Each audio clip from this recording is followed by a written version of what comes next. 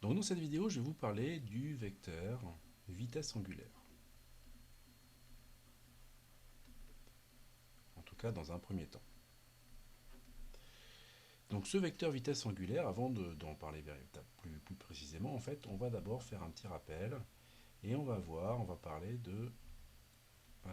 des mouvements élémentaires pour décrire le déplacement d'un objet. On va avoir donc nos trois repères. Je vais avoir mon x0, mon y0 ici et mon z0 là.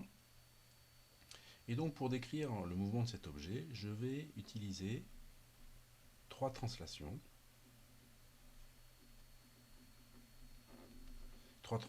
Donc je vais avoir une translation, une fonction qui va me décrire le déplacement de cet objet selon x0. Cette fonction, je vais l'appeler x de t. Je vais pouvoir avoir une fonction y de t qui me décrit le déplacement de cet objet selon l'axe y. Et la même chose sur z0 avec une fonction z de t. Donc ces trois translations, au final, je vais avoir x de t donc, sur x0 plus y de t selon y0 et z de t selon z0. Donc ça, c'est les trois translations qu'on voit sur c'est la vitesse linéaire. Je vais également avoir donc, trois rotations maintenant, et c'est là qu'on se rapproche un tout petit peu de la vitesse angulaire, mais pour l'instant, on est toujours dans des positions. Et donc ces trois rotations, qu'est-ce que je vais avoir? Je vais avoir une rotation autour de x, que je vais noter θx de t. Je vais pouvoir avoir une variation angulaire autour de y, que je vais noter θy de t. Et enfin, je vais pouvoir avoir une fonction θz de t qui va me décrire la variation du mouvement dans une rotation autour de z. Donc ici, je me retrouve avec mes trois rotations, donc θx de t selon x0, plus θy de t autour de y0, plus θz de t sur z0. Au final, là ici, je décris un angle, un vecteur de rotation, θ de t, qui a trois composantes, une sur x, θx de t, une sur y, θy de t, et une sur z, θz de t. Comment est-ce que je fais pour passer à la vitesse? Eh bien, pour revoir la vitesse oméga, donc imaginons du solide 1 par rapport à 0, je vais prendre la dérivée par rapport au temps de mon angle θ de t qui me décrit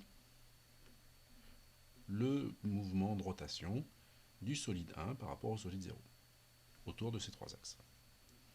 Et donc le résultat, ça va être un vecteur, c'est bien un vecteur que j'obtiens, avec trois composantes, une vitesse de rotation autour de x, que je note oméga de x, une rotation autour de y que je note oméga de y, et une rotation autour de z que je note oméga z de t. Évidemment, je prends la dérivée de mon angle global, ça veut dire que pour oméga x de t, c'est égal à la dérivée de θx de t. La vitesse angulaire autour de y, c'est égal à la dérivée de mon angle θy de t. Et la vitesse angulaire autour de z, c'est la dérivée de mon angle θz de t. Cette vitesse angulaire, elle s'exprime en radians par seconde, l'unité du système international. Donc voilà comment est-ce qu'on décrit notre vecteur de vitesse angulaire. La plupart du temps, on va se rendre compte qu'on va parler d'une rotation à la fois, et ça va être assez rare qu'il y ait deux rotations en même temps. Quand on va parler, et là c'est maintenant on va encore aller un tout petit peu plus loin, on va parler des formules, des figures plutôt, de changement de base.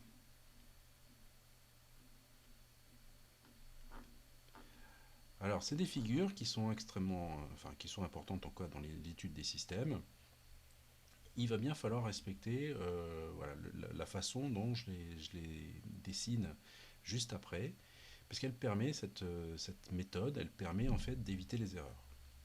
Donc on va avoir trois cas, puisqu'en général on tourne autour d'un seul axe. Donc je vais avoir un cas où je vais tourner autour de x0 qui va être égal à x1, donc j'en suis dans le mouvement. À chaque fois, ce que je vais faire, c'est que je vais décrire un mouvement d'un ensemble 0 par rapport à 1.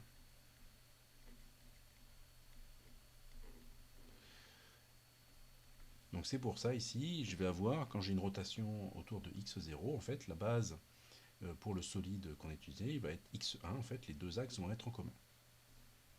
Je vais avoir une autre possibilité, ça va être une rotation autour de, vous devinez, y0 qui sera égal à y1, évidemment.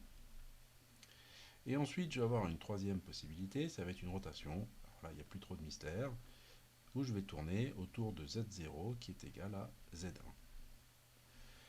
Et donc là, le sens dans lequel on va mettre les axes, on ne va pas prendre n'importe lequel.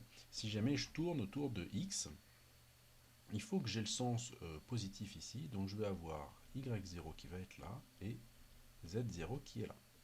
Je tourne dans ce sens-là, c'est le sens positif. Et c'est celui-là que je veux voir puisque ça me permet d'avoir mon axe qui vient vers moi. Donc là, au final, à chaque fois, le x0 égale x1, il vient vers moi. Le y0 égale y1, il vient vers moi. Et ici, le z0 égale z1, il vient vers moi aussi. Donc quand je regarde ensuite y, si jamais je tourne autour de y, ce que je vais avoir ici, c'est z0 et x0 en haut, sur l'axe des ordonnées. Et quand je fais une rotation autour de z0 égale z1, je vais avoir x0 ici et y0 pardon, ici. Donc maintenant, je vais aussi prendre l'habitude de dessiner ma deuxième base, dans laquelle j'ai mis une rotation. Je vais avoir mon vecteur y1 et mon vecteur z1 qui va être ici. Ce que j'ai entre les deux, c'est mon angle. Je suis en train de tourner autour de x, donc c'est mon angle θx de t.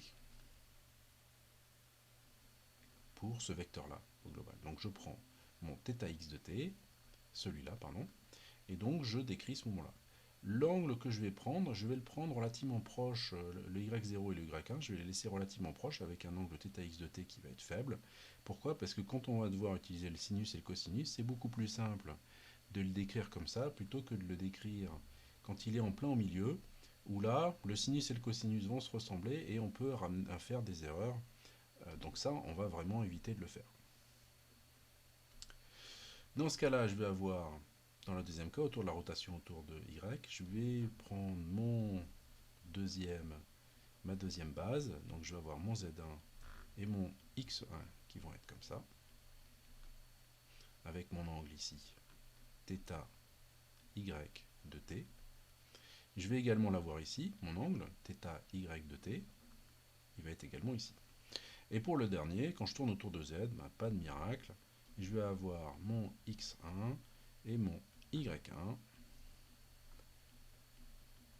qui sont là, avec l'angle ici, θz